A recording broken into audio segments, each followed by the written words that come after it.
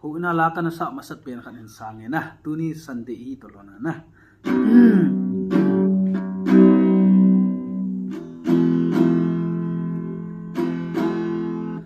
ho in sunga ho in sunga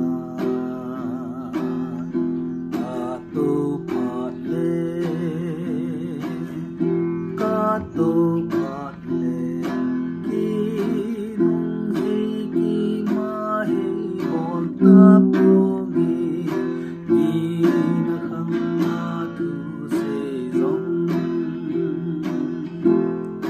bon ki ta pung ka te kan ka khan zo se a bon cha pa te na he ki pai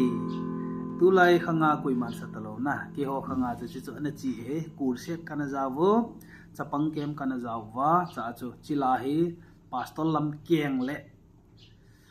alloy ho na mon hi ni hi lo la he tu gya ki min lo la he o